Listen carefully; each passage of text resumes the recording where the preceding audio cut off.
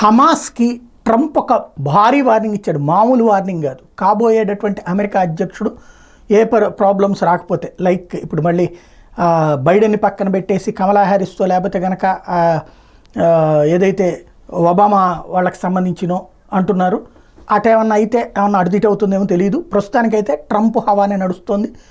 వాళ్ళు వస్తే ఏమన్నా మార్పు చేర్పులు జరుగుతుంది. ట్రంప్ అధికారంలోకి వస్తే మాత్రం ఏదైతే ఇప్పుడు ఇజ్రాయెల్ పాలస్తీనా వార్లో ఎందుకు జరుగుతుంది, ఇజ్రాయెల్ ఎందుకు వార్ చేస్తుంది, తన వాళ్ళని బంధించి పట్టుకుపోయారు కాబట్టి. క్రిందటి ఏడాది అక్టోబర్ 7న జరిగినటువంటి ఇన్సిడెంట్ ఇప్పటిదాకా కూడా ఆ బందీలు వాళ్ళ దగ్గరే ఉన్నారు.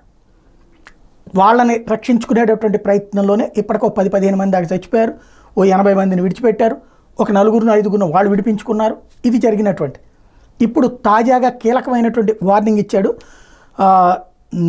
ఏది ఇందులో కీలకమైనటువంటిది ఏంటంటే, ట్రంప్ చెప్పినటువంటి దాంట్లో, నేను అమెరికా అధ్యక్షుడిగా ప్రమాణ స్వీకారం చేసే లోపు ఇజ్రాయెల్ బందీలు విడిచిపెట్టండి, లేకపోతే హమాస్కి పాలస్తీనాకి తీవ్రమైనటువంటి పరిణామాలు ఎదురవుతాయని హెచ్చరించారు.